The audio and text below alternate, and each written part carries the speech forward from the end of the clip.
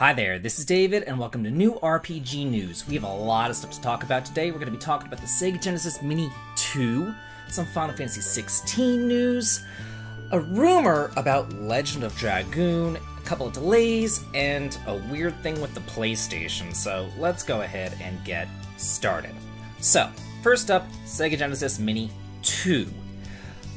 We have the final North American list. We've been getting leaks of what the Japanese list has been over the last couple of months, but we haven't heard any tells of what's going on with the North American release. But now we have the entire list, and I've got to say, So, let's just go over and look at this list right here. So, the main thing to me about the Japanese list was that it had Lunar 1 and 2 for the Sega CD included in their list, but we don't have that. It also had Shin Megami Tensei in their list as well, and again, we don't have that. We do have some decent stuff, but nothing that I'm like going crazy over or anything. You got Clay Fighter, that's kind of cool. Crusader of Senti was okay, I guess. Golden Axe 2, I remember playing that at my Uncle David's house. That was a lot of fun. Phantasy Star 2, that's the second best Phantasy Star, which really isn't saying much considering that Phantasy Star 4 was the best and everything else before that was kind of like, eh. It had some dungeon issues. I wish that we got the Sega Ages remake of Phantasy Star 1 and 2 that was released on the PlayStation 2. That would be amazing. I know that those were translated into English back in the day. So to get those, that would be good. We, oddly enough, got Populous, of all things. I remember getting that on the SNES, and I was not a fan at all. Shining Force 2, that's really nice. That's a fantastic strategy RPG. If you haven't played that, Shining in the Darkness, it's still in the Shining series, but it is a first-person dungeon crawler, so it's a little bit different than the Shining Force series. But speaking of Shining Force, we also got, where is it? Shining Force CD, which is, again, pretty neat. So I'm glad that we got that. We got Warsong, which you might know as Landgrisser. That is basically Sega's answer to something like Fire Emblem. Oddly enough, we got Night Trap. If you know anything about this game, it's not a JRPG, but I just have to mention it. It is the reason why we have the ESRB. It's the reason why we have the rating system. I remember back in the day, there was senators holding hearings about violence in video games and over-sexualization in video games. This happened in like 92, 93, I was 11, 12 years old, something like that. I remember seeing this and being like, oh, give me a break. Basically, it's some sort of interactive movie where there's scantily clad women and you have to, like, watch them have a slumber party and a pillow fight, and it's really stupid.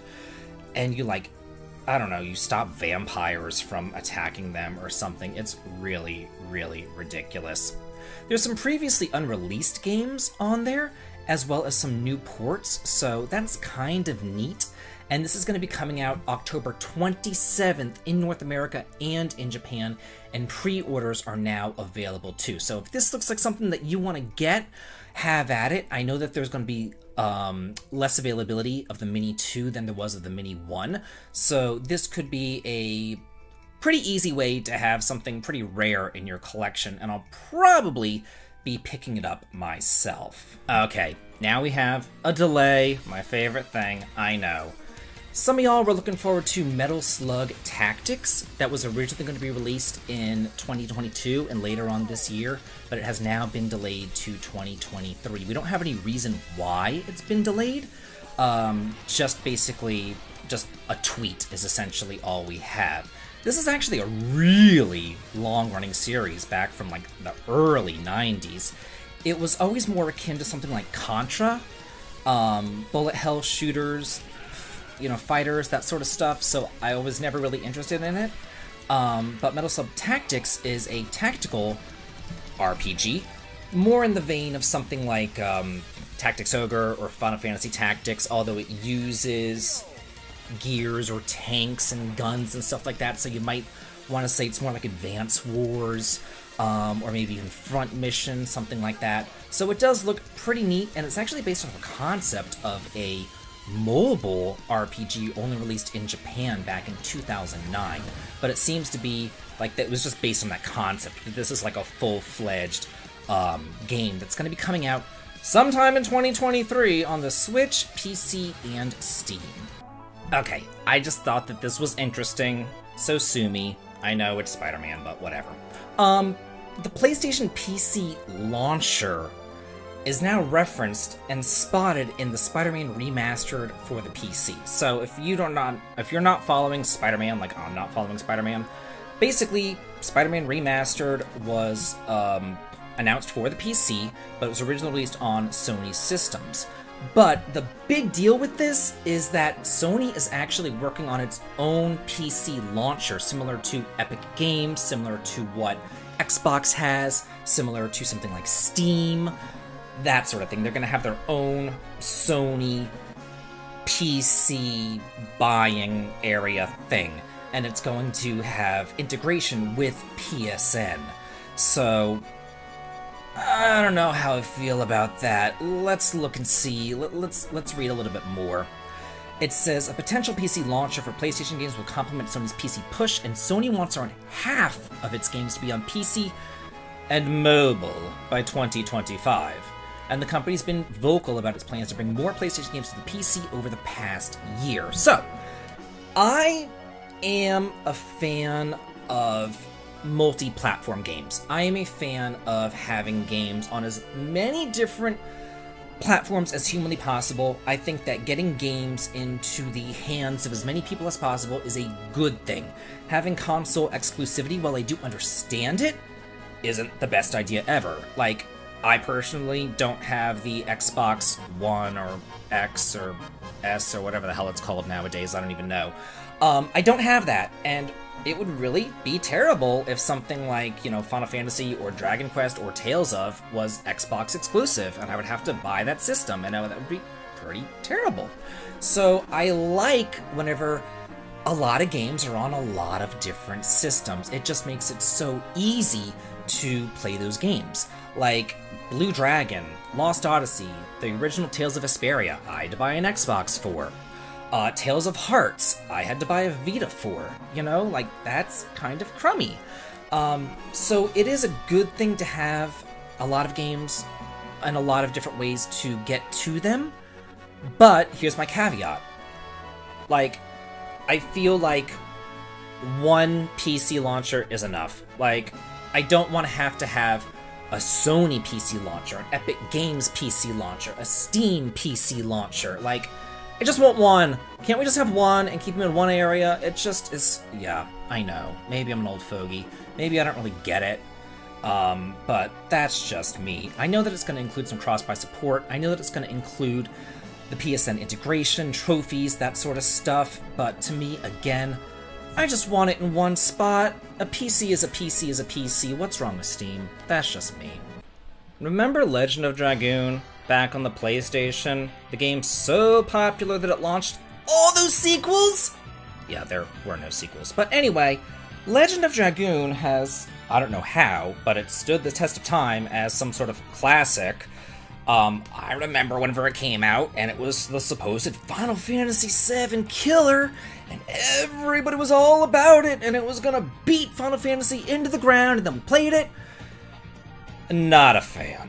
So, I've talked extensively about my feelings on Legend of Dragoon, and I don't want to rehash them here. However, the PlayStation Plus Premium might be adding it. There is a rumor that that Legend of Dragoon is going to be added. They found some trophies for it. So, here's the deal with PlayStation Plus and its subscription service. There's 3 tiers to choose from, and essentially the this tier would give access to PlayStation 1, PlayStation 2, PSP, and PlayStation 3 era games with some added bells and whistles like trophy support, it says. And it looks like Legend of Dragoon was not originally added in this particular tier, but now they are more than likely going to add it. And, well, I'm not exactly the biggest fan of the game. I think it's, again, a good idea to let people have access to these games, so I am all about it. And honestly, I think that putting it out there and releasing it again might be the push that Sony needs to maybe actually create a sequel. Maybe remake it with some quality of life improvements. Maybe get rid of that addition system that drags every single battle out for 10 minutes. Yeah, just saying, just a little bit salty about it. But, I mean, yeah, I'm all about adding new games to systems, adding in those old games, letting new players have access to older games, to these older classics. So I think that that is a good thing, and hopefully it brings a new generation to appreciate some of these older games that I grew up on. Now for our last bit of news. The Final Fantasy XVI director says the series is struggling to adapt. I wonder why. What a mystery for the ages here. So let's just read what he has to say. He says, in terms of whether Final Fantasy is successfully adapting to industry trends, I believe the series is currently struggling. We're now at a point where we receive a wide variety of requests regarding the direction of our game design. To be honest, it'd be impossible to satisfy all those requests with a single title. My current impression is that all that we can really do is create multiple games and continue creating the best that we can at any given time. So, I don't know if he's talking about the wide variety of requests being from fans, or being from, like, stockholders or people in the boardroom. I'm not really sure. But, honestly, I don't know where his head is at right now, because he's talking about how Final Fantasy sets the trend. They don't chase them. And I remember back in the day, I know I'm old, Final Fantasy games used to be 3 per system. The NES had Final Fantasy 1, 2, and 3. The SNES had 4, 5, and 6. The PlayStation had 7, 8, and 9. The PlayStation 2 had 10, 10, 2, and 12. The PlayStation 3 had the Final Fantasy 13 trilogy. And then it just kind of stopped. And now we get, what, 1 per system? We got Final Fantasy 15 on the PlayStation 4.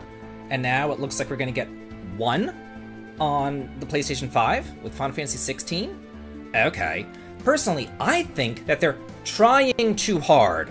They're trying too hard to chase these trends. They say we don't chase these trends, we set these trends, but why are you trying to be Western then? Why are you trying to be modern? Why are you trying to be the next Dark Souls? If you don't chase the trends, if you set the trends. Setting the trend, to me, is what you did with Octopath Traveler and the HD 2D remakes of these games. That is setting the trend. If you want to set the trend, then take Final Fantasy back to basics. Back to the basics, make it HD 2D, make it glorious, beautiful, overworld maps, fun characters, easy, simple leveling, active turn-based combat. Go back to the basics. You did that with Final Fantasy IX, and it was fantastic. You don't need to be chasing every single little trend. You don't need to be going after NFTs, or blockchain, or cryptos, or whatever it is that's, you know, your little flavor of the week. You just need to stick with what works. It worked back in the 90s, and if you actually gave it a shot now, guess what? It will work again. So, what do y'all feel about this news? About the Sega Genesis Mini, about Legend of Dragoon, about Final Fantasy 16 and them not chasing the trends? Yeah, let me know in the comments, and as always, have a good day.